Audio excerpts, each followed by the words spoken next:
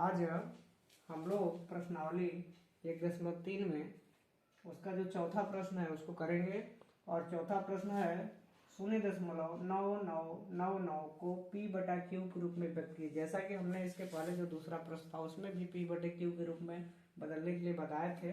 तो आज जो है हमारा जो चौथा प्रश्न है उसको हम बताएंगे और उसी तरह का ही है।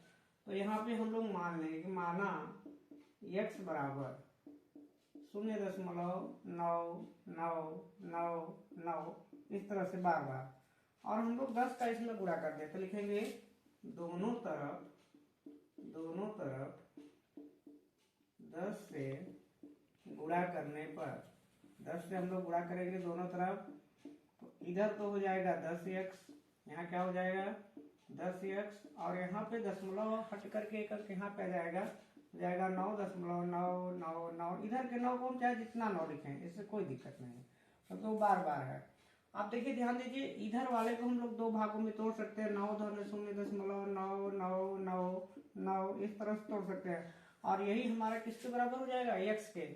तो इधर वाले को हम लोग अब 9 प्लस x लिखेंगे, और अब क्या करेंगे पक्षांतर कर देंगे, पक्षांतर करेंगे, पक्षांतर इधर हो जाएगा तो हो जाएगा 10x माइनस x बराबर 9, इधर हो जाएगा 9x बराबर 9, यानी x बराबर क्या हो जाएगा 9/9। 9/9 का मतलब क्या होगा 1, यानी x बराबर कितना आ गया 1।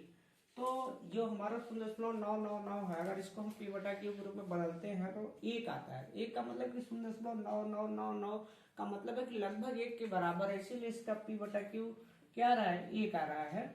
इस तरह से इस प्रश्न को हमने पूरा कर लिया। अब आ जाते हैं हम लोग प्रश्न नंबर 5 पे, और प्रश्न नंबर 5 हमारा यह है कि 1/17 के दशमलव प्रसार में अंकों की पुनरावृत्ति खंड में अंकों की अधिकतम संख्या क्या हो सकती है। यानी 1 में 17 का जब हम भाग लेंगे तो देखेंगे कि वह संख्या जो भागफल का है कब दोबारा से रिपीट कर रहा है। तो हम लोग भाग दे करके देखते हैं इस प्रश्न को, 5वां प्रश्न को 1/17 को।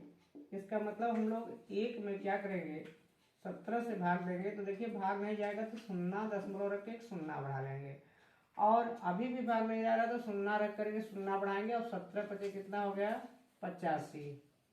अब यहाँ पे हम लोग घटाएंगे तो 10 में से 5 गया 5, 9 में से 8 गया 1। अब भाग नहीं जाएगा, दशमलव रखा है 0 बढ़ जाएगा। अब 17 का पहाड़ा पड़िए कि 150 से कम ना हो। तो अब हम लोग देख लेते हैं 7 बार जाएगा या 8 बार भी जा सकता है, 8 बार भी जा सकता है।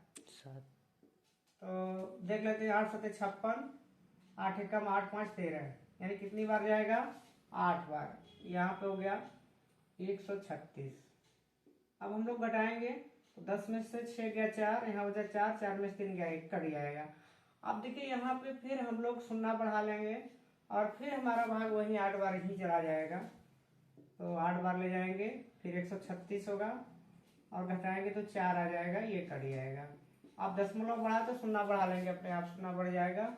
17 दूना के 34 कितना हो जाएगा 17 दूना के 34, घटाएंगे तो 6 आएगा, फिर 0 बढ़ा लेंगे, 17 तिया 51, 17 तिया क्या आ जाएगा 51, फिर भाग देंगे 9 आएगा, यहाँ पे घटाएंगे 9 आएगा, दशमलव यहाँ रखा है 0 बढ़ा लेंगे, और 17 पचे कितना होता है 17 पचे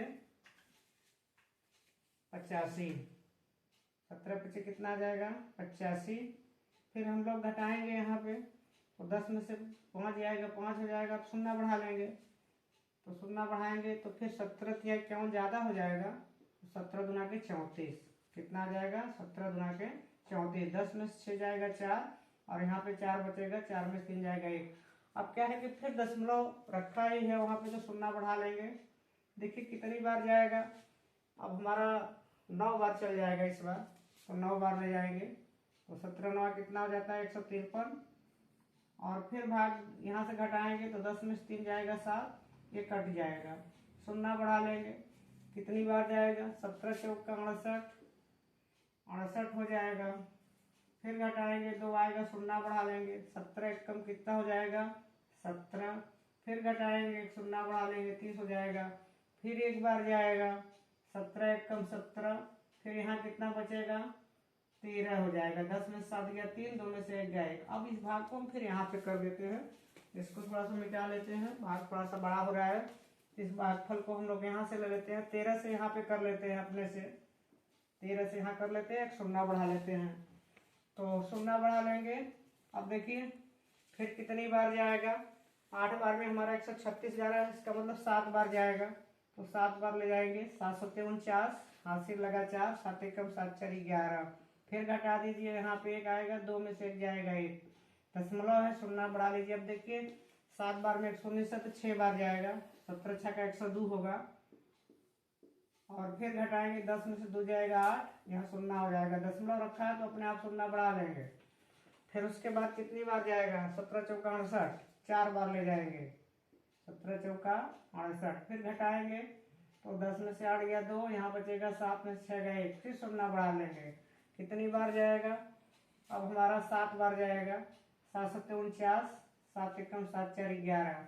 अब जाकर के अब देखिए 10 में से 9 गया 1, अब यही से हमारा अब रिपीट करेगा, क्यों, क्योंकि हम 1 से ही चले थे, भाग हम लोग कहाँ से लेके चले थे, 1/17, अब 1 आ गया।